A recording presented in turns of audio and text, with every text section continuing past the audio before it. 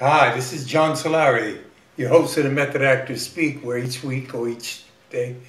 But first off, I have to say I'm in a bad mood.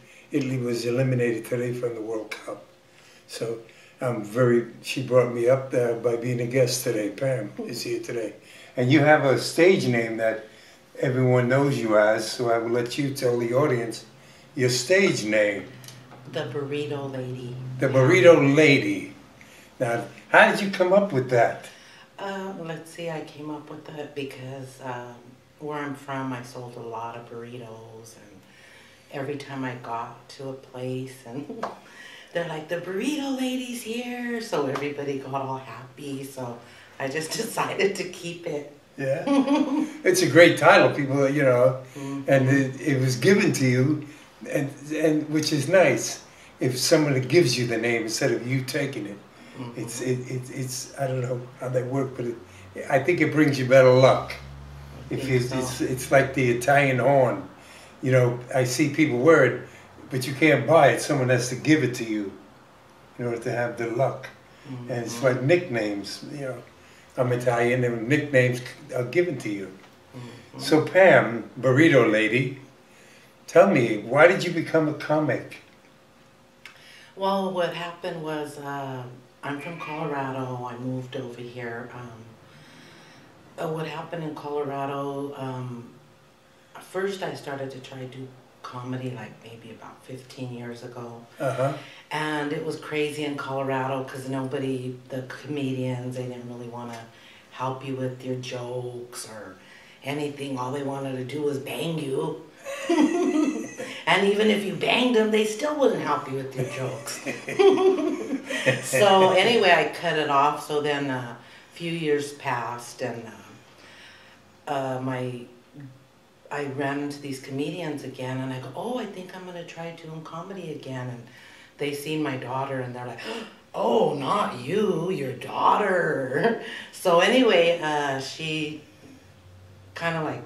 I kind of like forced her into it because they really liked her and everything, even though I really wanted to do it deep down inside. I said, oh, well, maybe, younger, better. So anyway, I pushed her into it, and she was doing it. So she was going to come to California herself. So I decided, I don't want my kids in California by themselves. So I said, let's sell everything we own. And we came to to California. And so then she started, let's see, how could I say it? Falling off track. She was doing comedy here and there, but she met this guy, and love story. She has 2 kids now. So I have a son, and I was trying to push him. I sent him to the Laugh Factory, Second City, and they just really ain't into it. So I said, we didn't come all the way to Hollywood for nothing. I might as well try it. So I found this magazine, came in the mail, and it was the LA college, and there was a class offered, a comedy class. It was like $60, so I decided to sign up. And I met my teacher. His name is Adam Barnhart, and he has just helped me so much open up, because I've never taken drama or public speaking, anything like that. So he's helped me a lot, and so I just decided to do comedy. That's interesting that you took a class. Now, can you tell us what the class entails, what it's about? How do they go about? Well, what he does is he just does a lot of exercises to help you speak, and it's always we're on the stage, so it gives you You teach you how to project? Yes, project yourself. And how to breathe? And how to breathe and just be yourself. Oh. Well, yeah, breathing and all that. Just be yourself, and that's what I've been trying. You'd be surprised how many people don't know how to breathe from the diaphragm we're talking about. That's where, if you hear my voice now, see, I'm speaking from the diaphragm. Oh, okay. If I speak from here, the throat, it comes out like that. And your voice is deep. You said, well, from the cigarettes a little bit. I smoke too, but I know. no more. But yeah, that's interesting. And what else does your teacher do? He has an open mic every Wednesday and Friday, and people come in and they get 5 minutes of clearing. It's $5. You have 5 minutes to tell what went on during the week, and then everybody does that, and then you have another 5 minutes where you get to work on your material, and you can get feedback if you want it, but it's critique or feedback. Mm-hmm. So I go to that, and then now since I've been doing comedy about a year and a half, I have my own open mic. It's called the Burritolady Open Mic, and it's the Brew Dog Pub, 8300 West Wilshire Boulevard, every Monday. And what's the cross street by there? Wilshire and San Vicente. Okay. That's not the name of it. So that's that's West Hollywood? At Beverly Hills. Beverly Hills. It's right on the border there, right? Mm-hmm. Oh, so you're in the high rent district. Yeah. Okay. So the lady just offered it, and I was like, I never done anything. I give baby showers and stuff like that, but so I'm trying, and it's been going pretty good the last 2 times I've had it, but every Monday now. Ah, I see somebody's calling you. Oh yeah, just decline. Okay. They'll be calling me all the time. Well, that's good to know. People are calling you all the time. They're always calling, because I'm a mom and a grandma. I mean, you look very young. I mean, how old is you? You said your daughter was doing stand-up before? Yeah, she was, I think, 19 when she started to do Wow. it. But my family's really funny. All of us are just always laughing. And my kids, let's see. So anyway, let's see, what was I going to say? As far as raising my kids, I made sure that they had an education. So one of my daughters will get her master's degree in accounting this year. My other one's graduating from the Los Angeles Film School this year, and then my son is graduating from high school. So I made sure, and because I told him, I go, we have different people in our family. I go, we have, yes, the drunks, the drug addicts, the thieves, and then we have doctors, lawyers, we even have an ambassador of Spain in our family. So I gave him the options. I go, you could either do this, go the wrong way, or get on the right track. So thank God they're picking the right track. Well, you have a lot of material to work with.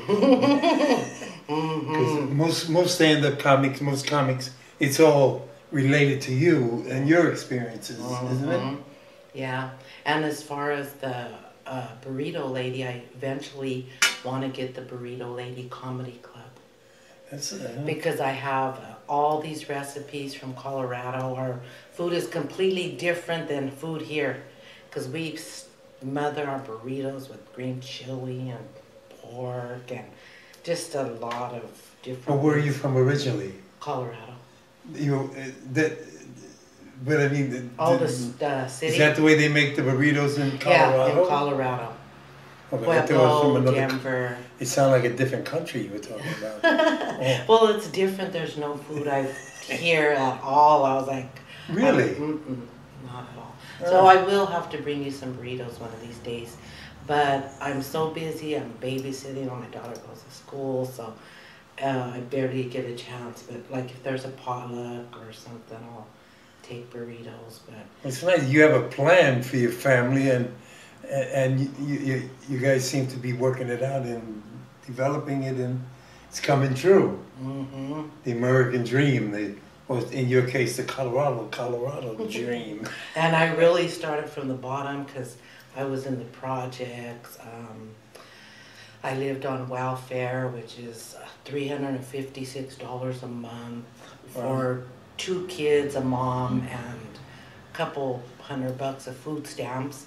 But I struggled. I looked for scholarship for my kids, sold some burritos if they needed a pair of tennies, or I was always hustling. So I know that even if you're poor, that you could make yourself anything. That's true. Yes. So that's what I really started from the bottom, and hopefully I'll get to the top. Well, you sound like you want to. And it's there. If you want it, you'll get there. I was thinking about, you said in the class also acting lessons. Now, I have a cousin, Camille Solari, Do you know Camille? Yes, I know Camille. I met her at the Palm. She's the first person that ever invited me to be in a real show. So it was really nice, and she's always invited me back. She's very funny. And congratulations on your new little baby girl. Charlie. Charlie. Interesting names. Charlie Solari, and the last, I forgot her husband's name. But yeah, she's into that, and she's also a good director and writer. But what I was going to say about, because she's the one that told me that's why she became, because that's where they cast a lot of the shows. You know, they come in and they look for stand-up comics that could be in the shows, and television shows and things like that. So acting is a big part of it. And is there would you want to do a little to the audience if you want? I mean, do you have something that you have prepared that you might want the audience to see? Is it, my little set. You know, something short and. Well, I could say this joke now that's getting a really big laugh. It's, well, I'm used to holding. Okay, go ahead. I just want to say I feel sorry for all you young teenagers in this day and age with all the technology out. You can take a picture of this. You can, someone can sneak and watch you, record you having sex and put it on the internet. It goes viral. Shh. And then everybody's looking at it, zooming in, zooming out, looking at your ass. So anyway, I just want to say I thank God that technology wasn't around when I was a young girl. The only thing I have to worry about is a couple of Polaroids floating around with my boobs on them. And if I'm offering a reward, if anybody finds them, because I would love to see my 18-year-old titties again. That's one of my new jokes. And I have another one too, where, because when you decide to become a comedian, you have to go to open mics everywhere. And the open mics, you know, I'm not anybody really, but I just want to, right now anyway, I just want to say, the burrito lady. The burrito. But some of these open mics, oh man, they are bad news.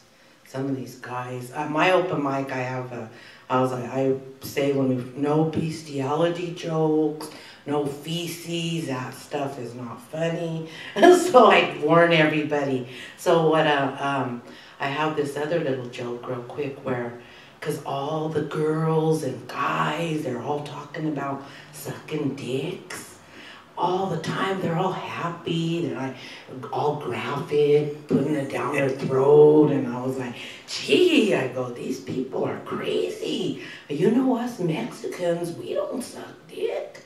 We were taught at a young age, you don't put that in your mouth. Pee comes out of it. And then when you get a little older, your mom, when you get married, and make sure your husband has a good dental plan. And you say that for special occasions, like if you get a freezer, a new car, that's for special occasions. But the way they're talking about it, everybody's expecting a blowjob. You know, everybody. But yeah, the only thing now, I'm older, the only thing I'm looking for is a man to date, friendly conversation, out to eat, and erectile dysfunction. I don't know. So anyway, them are some of the stuff I'm working on. Well, blowjobs are the American way today. Oh, it is. That's all they talk about. And I was like, gee, everybody expects one now. Even the young kids, I think they're brainwashing them to do that. But we were taught the old way. Oh, I know what. I go, and if I'm ever going to suck a dick, it's going to have to taste delicious. It's going to have a piece of chocolate cake wrapped around it, a couple of scoops of ice cream for the balls with cherry on top. Shh. That better be looking like a banana split or I ain't touching it, tasting it. So that's some of the stuff I'm working on. Very, new and just trying to make people laugh. Well, that's what it said. That was funny, brother. And then, but it's all you too. It's true. I understand a lot of that. Now you want to open your own club and all this and that, right? Yes, because I want to make sure and sell my food because I love my food. And a lot of people, I've cooked for a lot of years. People would pay me to make them plates of food, and a couple of times I even got some girls mad at me when I was working at the Air Force Base, because I would make these chicharrones. They're like, they're not the ones that they have like are crunchy. They're like just meat, fat, and you fry them. And they're so delicious, but they're so addicting. So I would take some for a potluck, and they would want them every week. I was like, hey, I can't be making them every week. Them are family, and when I make them for you, I'm tasting them too. So, yeah, it was pretty crazy. Is that part of you? I mean, do you do that besides doing the stand-up comic? Is that what you do? Do catering and stuff like that? Well, not up here because everything's so crowded up here. Because I would be a vendor on the street. And the corners are all taken up. They are. Yeah, because there's the papusa lady, the hot dog lady. There, I have all the corners. One time I had my burritos, I found a corner, and this lady tells me in Spanish, she's all, "Esta es mi esquina." And I was like, what? She goes, "This is my corner." I go, "Is your name 8th Street?" And she goes, "Yo nací aquí." She said, "I was born here." And I was like, wow, okay, I was born in Colorado, so I'll find another corner. But it's really a lot of competition, and I was like, gee, mujeres, we're only selling our comida, not our hundios, because they act like we're on Sunset Boulevard, like if we're selling our houses. We're just selling our food. So I don't know Spanish, but them are some of the words that I learned, because from Colorado, they didn't let us speak Spanish. Well, you know, I was Italian, and when I was a kid, my grandparents, they made it only speak English in front of the kids so you learn English, which it's good and it's bad, but it's whatever. How do people get in touch with you then? Do you have a website or? I don't have a website yet. Agent or? I don't have no agent. I don't have nothing. Well, she's looking for an agent. I'm looking for an agent.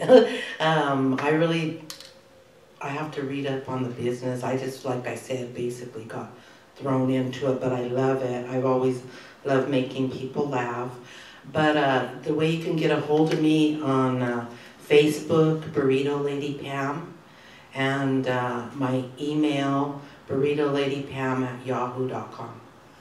Burritolady.com at PAM? No, Burritolady PAM. Oh, Burritolady PAM. At yahoo.com. And that's really the only way right now, but I'm working on a web page and all that's that. good. And I have one video out. It's on the Burritolady PAM on YouTube. Oh, well, this will be on YouTube, so people, and this will be on Facebook. But the name of the club that you play at mostly? The Comedy Store. Oh, the one in Beverly Hills. Brewdog Pub. Open mic every Monday, 7:45 sign up, and we go from 8 to 10, whatever. There's people that come in. You do play the Comedy Store? I've done the Comedy Store. Because Camille does it on Sunday nights, every Sunday. Yeah, I'm going to be in that show soon. I've been on her shows there, and Adams, and I'll be doing it again. I've been at Flappers. I have a big show in Moreno Valley on Thursday.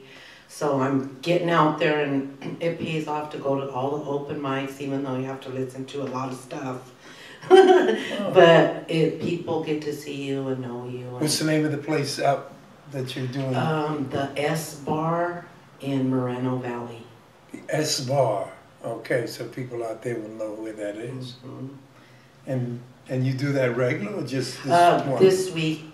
This week, and then I have a big show coming up September 28th. It's going to be at that new place, where Marilyn Monroe. The cemetery? No.